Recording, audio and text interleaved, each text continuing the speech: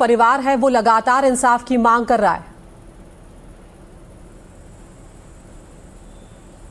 बिल्कुल, देखिए इस वक्त उसकी मदर मेरे साथ हैं, रेखा शर्मा जी इस वक्त मेरे साथ मौजूद हैं। आज आप लोग एक बार फिर कोर्ट पहुंचे, क्या उम्मीद कर रहे हैं, क्योंकि आपको हर तरफ से ये जोर डाला जा रहा है कि उसका डेड बॉडी लीजिए और अंतिम संस्कार कीजिए। हाँ जी, अभी तक तो हमें कोई उम्मीद नहीं दिख रही यहाँ पर। इसी वजह से हम कह रहे हैं कि हमारा केस दिल्ली में ट्रांसफ़र हो और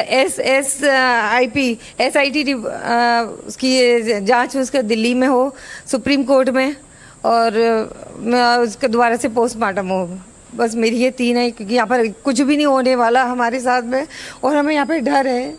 यहाँ पे परसों भी उस दिन कोर्ट में हमारे ऊपर अटैक हुआ था। कुछ लोग आके हमको कुछ भी बोल रहे हैं, गंदा बोल रहे हैं। मेरी बेटी मतलब कि लड़कियाँ बदतमीज होती है, ऐसी होती है, ऐसे ऐसे करके हमें हम एग्रेसिव हों, कुछ बोले उनसे, ऐसे हमारे सामने कमेंट कसे जा रहे हैं ऐसे। कल आप मुख्यमंत्री के OSD से भी मिली थी, आप लोगों ने वहां पर भी गुहार लगाई थी कि उसका सेकंड पोस्टमार्टम करवाया जाए और SIT यहाँ पर गठित की जाए। सरकार की तरफ से जो OSD है उनकी तरफ से क्या आश्वासन मिला आपको? वहाँ पे हमें कोई मतलब थोड़ा ऐसे बोला है, मगर ज़्यादा उनका कोई नहीं था। उन्होंने हमें जो उम्मीद थी उनसे वो हमें नहीं फुलफिल है, हम सेटिस्फाइड नहीं है। बस हमारा वहाँ से उन्होंने बोला कि उनके जुरिडिक्शन का नहीं है, ये उनके जुरिडिक्शन में नहीं आता है, ये सिर्फ जुडिशरी का मैटर है, तो उसमें वो कुछ नहीं कर पाएंगे हमारी हेल्प। तो हमें वहाँ से कुछ हेल्प नहीं मिली है। हमारी सारी उम्मीद थी जो CM से, वो हमारी पूरी नहीं हुई है। अभी तक यही लग रहा है सारे लोग उनके ही हैं, हम लोग इधर उधर धूप में भटक रहे हैं, कुछ भी नहीं हो रहा हमारे साथ में। आज 7 दिन हो गए उसकी डेड बॉडी एम्स में ही पड़ी हुई है। आप लोग क्या तब तक नहीं लेंगे जब तक सेकंड पोस्टमार्टम की अनुमति नहीं मिलेगी? मेरी बेटी वहाँ पे ऐसे लग रहा है जैसे वो लावारिस है क्या। मेरे को बहुत दुख लग रहा है। मैं बहुत नहीं चाहता अपनी बेटी का डिस्क्रिमिनेशन करना, बट हमारे जो हम we are not satisfied with the first postmortem report, क्योंकि एम्स में उनके अपने लोग हैं यहाँ के। जब हमारे यहाँ की पुलिस हेल्प नहीं करी तो हम कैसे समझ ले कि एम्स में डॉक्टर्स हमारी हेल्प कर रही होगी, उन्होंने सही रिपोर्ट दी होगी। इसीलिए हमारा सेटिस्फेक्शन, अगर उनको डर नहीं है तो फिर हमारा सेकंड पोस्टमार्टम के लिए हमें अप्रूवल क्यों नहीं मिल रहा है? अब बताइए ना। बहुत ज़्यादा आप लोग यहाँ पर परेशान हैं, गुहार लगाकर पुलिस हो, प्रशासन हो, सरकार हो, सबसे थक चुके हैं। लेकिन क्या आप लोग का यही फाइनल फैसला है कि जब तक ये अनुमति नहीं मिलेगी आप लोग डेड बॉडी नहीं लेंगे? हाँ जी, हमें अपना केस दिल्ली में ट्रांसफ़र करना है। यहाँ पर हमें बिल्कुल भी, हमें किसी से भी कोई उम्मीद नहीं है कि हमारे साथ में न्याय होगा। हम आप लोगों से और जनता से भी अपील करते कि हमारे साथ में न्याय हो, मेरी बेटी के साथ में न्याय हो। आप सब लोग हमें सपोर्ट करें। मुझे कुछ नहीं चाहिए हो, मुझे कुछ भी नहीं चाहिए हो। त्रिशा की शादी को सिर्फ 5 महीने हुए थे। इन 5 महीनों के 1 महीने बाद से शादी के जो चैट वगैरह हम लोगों ने देखा है, जो पढ़ा है कि वो बहुत ज़्यादा परेशान थी। 3 दिन पहले भी उसने आपसे कहा था कि मम्मी मुझे आकर ले जाओ। वो बीच बीच में थोड़ा थोड़ा करता था, सही हो जाता था। हर एक माँ बाप चाहते हैं, हमने ऐसे संस्कार नहीं दिए अपनी बेटी को कि भाई सब एडजस्ट करने का ही बोलते हैं कि भाई कोई बात नहीं। शुरू में सब जगह, दूसरी जगह प्रॉब्लम्स आती है, तो अभी है ना 10-15 दिन से इससे ज़्यादा वो कर दिया था। उसका क्या अबॉर्शन भी करवाया गया था ज़बरदस्ती? हाँ जी, और मेरी बेटी को मेरे हस्बैंड को भी गंदा गंदा बोलता था थे, नाक रगड़वा की माफ़ी मांगवा, यानी क्या क्या बोलता था। वो सारी चैट में है, वो सारी चैट मैंने दे रखी है वहाँ पर। उसके ससुराल वालों की तरफ से एक चैट सामने आई है जिसमें उन्होंने ये कहा है कि वो भी लगातार ट्विशा को पैसे दिया करते थे, हालांकि वो अपने पिता से भी लेती थी पैसे। कोई भी नहीं पैसे नहीं दिए। बस यही है कि जब वो थोड़े बहुत पैसे डालता हुआ सारे उसमें ही करवाता हुआ। हमें तो इस बात का कुछ भी मालूम नहीं है। मैडम एक बार बताइए, अगर पैसे देते थे तो कोई लड़की अपनी टिकट के लिए पैसे मांगेगी अपने पेरेंट्स से? उसकी 15 तारीख की टिकट थी आने की, उसे 3000 रुपये उसके पास टिकट्स के नहीं थे। वो अपने पेरेंट्स से बोलती पापा मुझे पैसे दे दो, मुझे टिकट्स करानी है, पापा से बोलो मुझे पैसे भेज दें। उसको 13 तारीख की टिकट हुई है हमारी, फिर 15 तारीख की उसने करी है, तो वो उसके मोबाइल में ही हो गई। उसने पैसे मांगे, वो वाली चैट मेरे पास में है। अगर ये इतना पैसा देते तो वो 3-3 हज़ार रुपये नहीं मांगती हमसे। क्या कुछ चैट वगैरह आपके पास है? हालांकि वो चैट जरूर NDTV के स्क्रीन पर लगातार कल से हम अपने दर्शकों को दिखा रहे हैं कि अभी आपके पास वो कोई चैट है। फिलहाल अभी ये हरप्रीत, ये मामला शुरू कहाँ से हुआ? शादी में परेशानी तनिषा कहाँ से आना शुरू हुई, अगर आप ये भी पूछ सके? देखिए, आप लोगों ने एक बहुत बेहतर परिवार देखकर बेटी की शादी की थी, लेकिन कब से परेशानी आना शुरू हुई और कहाँ से शुरुआत हुई? क्या दहेज को लेकर परेशान थे या उसके व्यक्तित्व को लेकर ट्विशा के उनको कोई शिकायत थी? 2 महीने थोड़ा सही रहा। वो भी है ना, हनीमून पे भी गए थे, वहाँ पे भी झगड़ा हुआ था, एक झगड़ा किया था इसने। कोई गंदा बोलता था, अपने माँ बाप के सामने सीधा हो जाता है, मम्मी के सामने सीधा हो जाता है। और मेरी बेटी को जैसे ही अकेला देखती तो टॉन्टबाजी करता था, कुछ ना कुछ गंदा कमेंट करता था। क्या ड्रग्स भी लेता था समर्थ? ऐसा क्या आरोप है आप लोगों का कि वो ड्रग्स भी लेता था? हाँ जी, हाँ जी, ड्रग्स लेता था वो। मैम जो ड्रग्स, वो उसके बारे में मुझे नहीं पता, पर सुनने में यही है कि ट्विशा ने कंप्लेंट एक बार करी थी कि उसको वो ड्रग्स लेता हुआ है, नशे में रहता है, वो नहीं चाहती है सब फैमिली में। और वॉशन का यही था कि वो ऐसा बच्चा नहीं चाहती थी जिसका मतलब वो अपनी पहले शादी को स्टेबल करना चाहती थी, इसीलिए वॉशन का रहा। पहले शादी स्टेबल रहेगी क्योंकि अनप्लान्ड प्रेगनेंसी थी और वो अपने करियर पे भी फोकस कर रही थी, क्योंकि इसकी जॉब छूटी तो उसके पति बहुत ताने देता था कि तेरी जॉब छूट गई, तू कैसी जॉब करती है, तू पढ़ी लिखी नहीं है इसलिए तेरी जॉब चली गई। और अगर वो पढ़ी लिखी नहीं है तो उसका करियर देखिए ना आप, उसका देखिए 2012 में वो मिस पुणे रह चुकी है, उसकी 2 तेलुगु मूवीज हैं, इतने ब्रांड्स को उसने प्रमोट किया है। अब ऐसी लड़की को वो बोल रहा है कि वो अनएजुकेटेड है, जो जर्मन कंपनी में मार्केटिंग मैनेजर थी वो अनएजुकेटेड है। बीच में स्थितियां इतनी ज्यादा बिगड़ी थी कि आप उसे लेने भी आए थे, फिर आखिर क्यों नहीं ट्विशा को दिल्ली में ही रखा आप लोगों ने? क्या ससुराल वालों ने फिर से मिलजुल कर समझौता करके बुला लिया था? नहीं, मतलब हम वो आ गई थी मेरी बेटी, फिर वापस है ना दोबारा से यही हुआ था कि भाई मतलब उन्होंने बोला कि भाई यहाँ पर घर पे आ जाएं, तो उसका भी थोड़ा उनकी समर्थ की मम्मी थोड़ा रो गई थी, तो बोली मम्मी सब सही हो जाएगा, चलो कोई बात नहीं, एक बार वो ट्राई कर लेते हैं, देखते हैं।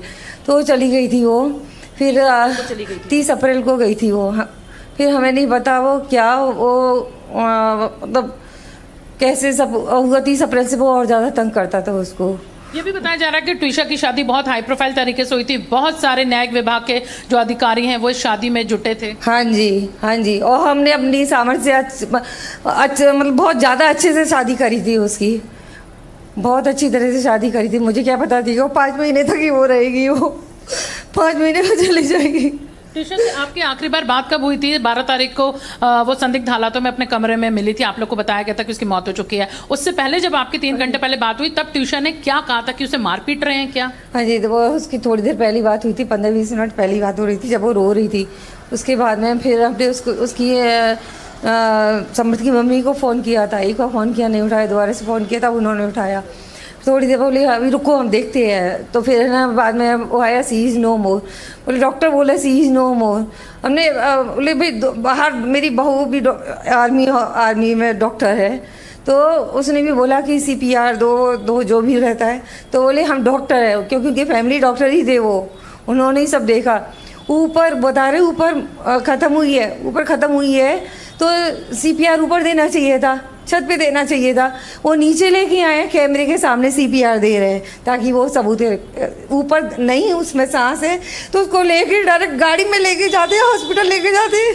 और जब उसके घर पे गए बाद एम्स में मेरी बेटी को छोड़ के घर पे चले गए, थोड़ा पेपर जो कार्रवाई होती है हॉस्पिटल की वो सारी करी है, वापस है ना घर पे चली गई है गिरीवाला सिंह।